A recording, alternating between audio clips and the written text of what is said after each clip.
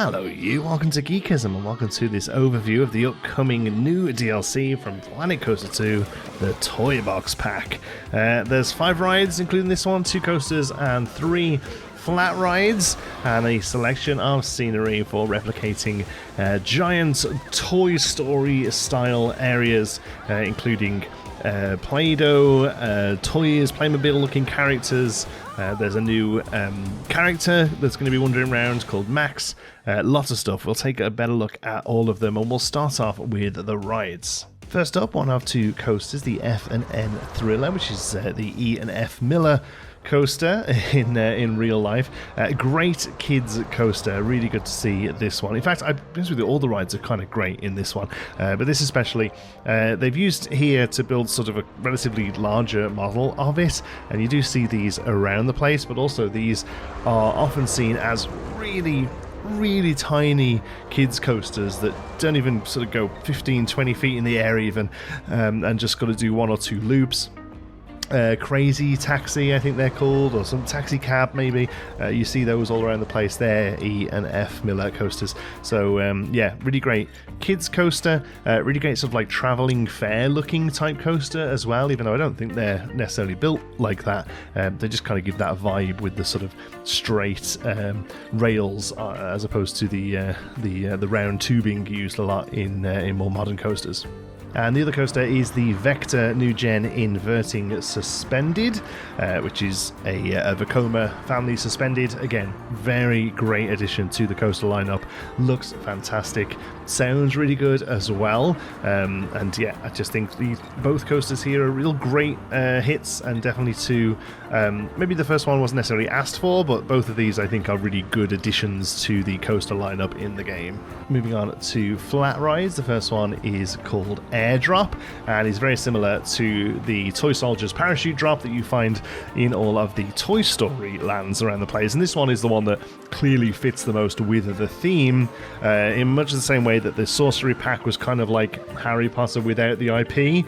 This pack very much seems to be Toy Story Land without the IP, and this ride obviously really fits in with that. It's maybe a little larger than the Toy Story versions of this, but it's nowhere near as big as some of the other parachute rides you can get, so I do think they've done a good job of giving us a smaller option for a flat ride here, and I think you'll be able to have a lot of fun theming this up to various different adventure or toy themes. Next up, the High Roll, which I think might be one of the most requested flat rides. This is the Mondial Top Spin.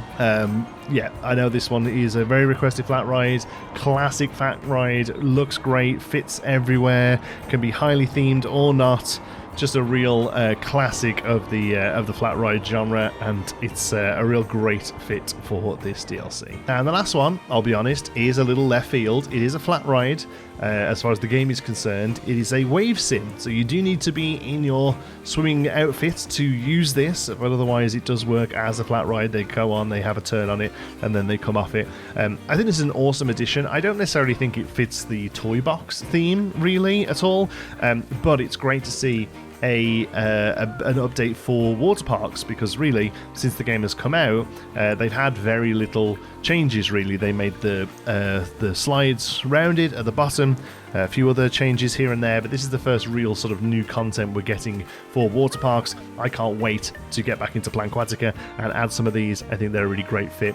Obviously we are always asking for splash pads, other sort of features using water.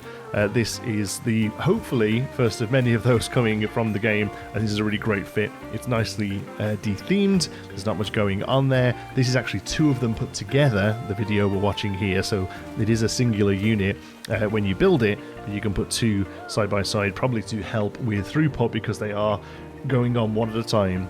Take it in turns. One of them gets on, does it for a bit, gets off again. So throughput is going to be very slow on this one. So that's why they've probably put 2 next to each other here. So taking a look at the scenery then, I'll be honest with you, the theme doesn't enthuse me as much as the Sorcery pack did, I won't lie. I think, as always with Planet Coaster scenery packs, there's going to be 15 to 20 items in here that I soon won't be able to live without, but in general, sort of as it is out of the box, the toy theme doesn't doesn't really excite me too much, but I do think there's some good stuff here, and I do think they've implemented it very well. There is a series of wooden blocks, as you can imagine. The wall set is a sort of cardboard style, so it has sort of corrugated edges to it. There's a set of, they were very sure in the preview that showed us to constantly refer to modeling clay, because Play-Doh is a brand name, but you know, I don't care, it's Play-Doh. Different lumps of modeling clay, and then there are a series of plastic tube pieces, sort of like a Lego / Meccano style toy, construction toy, I guess. There is a full sort of art set, so pens, pencils, paints, that kind of thing, and together they all mix together to look sort of like a kid has made a play set that the toys are hanging out inside of. There's loads of sort of new decals with clouds and suns and faces and animals.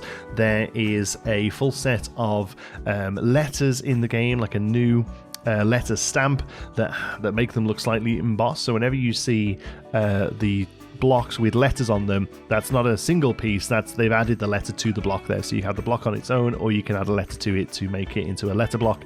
So I really like the customizability there. I think that's really great. And there's also a new set of animatronics that look very similar to Playmobil characters, if you know Playmobil. It's sort of like a slightly bigger scaled Lego that doesn't quite have as many pieces, but it's just a fun sort of building toy. There is 3 different characters, I think they said. There's one with a sort of flat peak cap that kind of looks a bit like a policeman. There's another one that just sort of has more of a plain tabard that I think out of the box is meant to be like an ambulance worker. And then there's another one that is a like an alien sort of bad guy. So again, they've kept them very generic, so you can change the colors of them to create different characters. You can make them blue or black, maybe to look like policemen, or you can make them red and be a bit more like firemen or what have you. There's lots of wooden car shapes as well, so you can do a lot of that kind of stuff.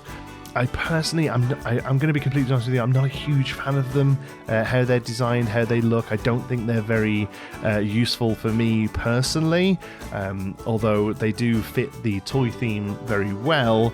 I can see myself perhaps using some of the plastic toy pieces or the wooden block pieces in other uses, just because they have great textures, but the animatronics are very sort of set. There's not really much else you can do with them other than use them as sort of toy pieces. So I really do think the ride selection is what shines in this DLC. Again, the scenery pieces with them all being recolorable and rescalable, there's going to be some useful stuff there no matter what you're doing with them, but overall the toy theme doesn't really fill me with excitement. But having this alongside the festive scenery that's coming in the free update alongside it, and a great ride selection, still makes me excited for the DLC overall. But I'm excited to get some of these rides into Fairview Lake. I'm excited to get that wave sim into Planquatica. All of that and more coming to Geekism very soon. Thank you so much for watching. Hope you've enjoyed it.